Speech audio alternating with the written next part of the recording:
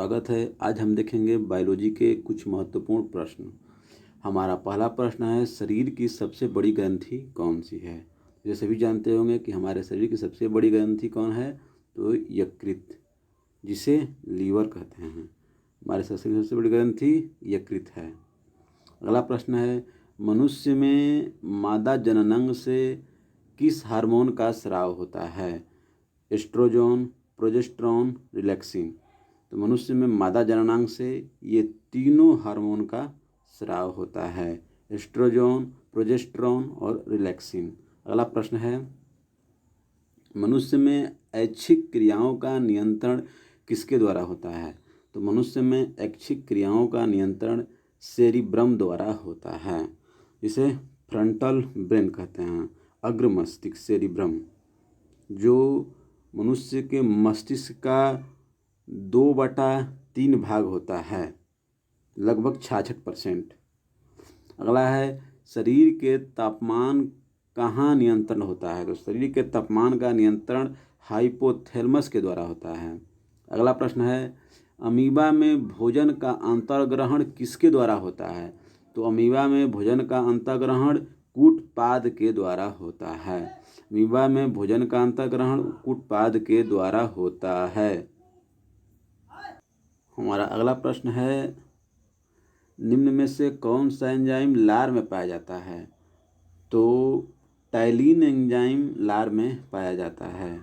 अगला प्रश्न है, वह प्रक्रिया जिसके द्वारा मनुष्य श्वास ग्रहण करता है तथा छोड़ता है, वह प्रक्रिया श्वासोच्छ्वास कहलाता है। श्वासोच्छ्वास, ऑप्शन नंबर बी आंसर होगा। अगला क्वेश्चन है, ऊर्जा उत्पादन के लिए कोशिका प्रायः किसका उपयोग करते हैं। तो ऊर्जा उत्पादन के लिए कोशिका प्रायः ग्लूकोज का उपयोग करते हैं। अगला प्रश्न है, किस अभिक्रिया द्वारा पौधों में ऑक्सीजन बाहरी वातावरण से कोशिकाओं में पहुंचाया जाता है। तो विसरण के द्वारा। किस अभिक्रिया द्वारा पौधों में ऑक्सीजन बाहरी वातावरण से कोशिकाओं में पहुंचता है, तो विसरण के माध्यम से। अगला प्रश्न है, श्वसन की अभिक्रिया में खाद्य पदार्थों की परिणति क्या होती है। तो श्वसन की प्रक्रिया में खाद्य पदार्थों की परिणति का विघटन होता है, ऑप्शन नंबर ए। अगला क्वेश्चन है, खाद्य पदार्थों का पौधों में स्थानांतरण का मुख्य रूप कौन सा है।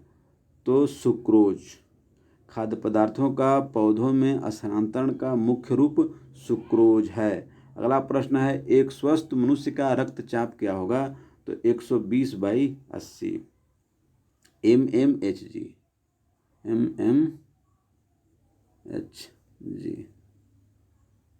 अगला प्रश्न है, मनुष्य के मस्तिष्क की सबसे बाहरी झिल्ली को क्या कहते हैं। तो मनुष्य के मस्तिष्क की सबसे बाहरी झिल्ली को ड्यूरामीटर कहते हैं। अगला प्रश्न है, मनुष्य के सूंघने की क्षमता का नियंत्रण कौन करता है। तो घ्राणेंद्रिय पाली। मनुष्य में सूंघने की क्षमता का नियंत्रण घ्राणेंद्रिय पाली करता है। सेरिब्रम के बारे में बता देते हैं, ऑप्टिकल पाली मतलब ये देखने वाला है। अगला, मनुष्य में बुद्धि एवं चतुराई का केंद्र कौन है। तो सेरिब्रम, फ्रंटल ब्रेन। अगला प्रश्न है, रक्त में ग्लूकोज की मात्रा को नियंत्रित कौन करता है। तो इंसुलिन के कारण ग्लूकोज की मात्रा का नियंत्रण होता है। ऑक्सीजन है, तो ऑक्सीजन एक एंजाइम है।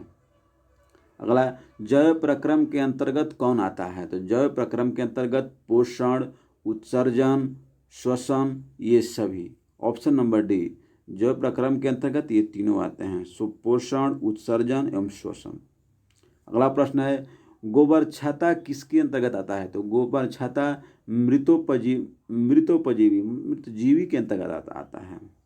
अगला है, वायुमंडल में सामान्यतः CO2 पाया जाता है। तो 0.03%। ये नाइट्रोजन है, इतना ऑक्सीजन पाया जाता है। अगला है, छाया में पनपने वाले पौधों को क्या कहते हैं। तो सियोकाइटस। छाया में पनपने वाले पौधे को सियोकाइटस कहा जाता है। अगला प्रश्न है, मनुष्य में मुख्य श्वसन अंग क्या है। तो मनुष्य में मुख्य श्वसन अंग फेफड़ा है। अगला प्रश्न है, निम्न में कौन सी बीमारी श्वसन तंत्र से संबंधित है। तो टीबी एवं निमोनिया ये दोनों श्वसन तंत्र से संबंधित है। अगला प्रश्न है, उच्च रक्तचाप की अवस्था को क्या कहते हैं? तो हाइपरटेंशन। उच्च रक्तचाप की अवस्था को हाइपरटेंशन और निम्न रक्तचाप की अवस्था को हाइपोटेंशन कहा जाता है। अगला है, मछलियों में उत्सर्जी पदार्थ क्या है? तो मछलियाँ अमोनिया का उत्सर्जन करते हैं, ठीक है। पक्षियाँ यूरिक अम्ल का और हम लोग मनुष्य यूरिया का। पौधे में आवश्यकता से अधिक जल किस प्रक्रिया द्वारा बाहर निकाले जाते हैं?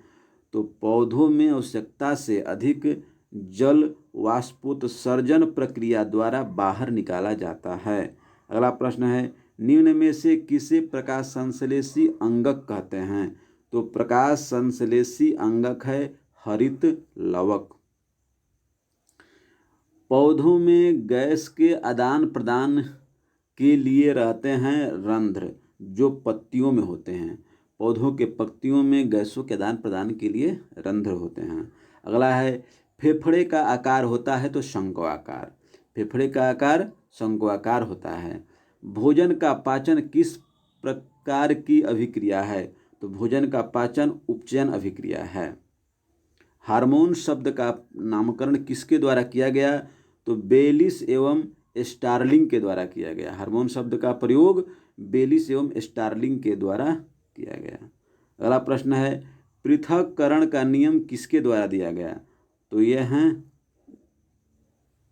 डार्विन के द्वारा पृथक्करण।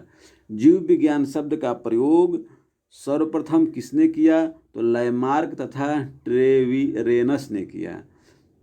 जीव विज्ञान शब्द का प्रयोग सर्वप्रथम लैमार्क तथा ट्रेविरेनस ने किया। अगला प्रश्न है, जीव विज्ञान के जनक किसे कहा जाता है? तो अरस्तु को। दोनों क्वेश्चन में अंतर है। वो क्वेश्चन है कि जीव विज्ञान शब्द का प्रयोग किसने किया? तो लैमार्क एवं ट्रेविरेनस ने किया। जबकि यह है कि जीव विज्ञान का जनक किसे कहता है, मतलब पिता कौन है? तो अरस्तु हैं। अगला है, वनस्पति विज्ञान के जनक किसे कहते हैं? तो थियोफ्रेस्टस को कहा जाता है।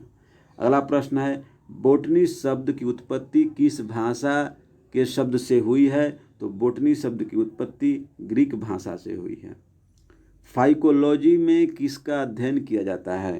तो फाइकोलॉजी में शैवालों का अध्ययन किया जाता है।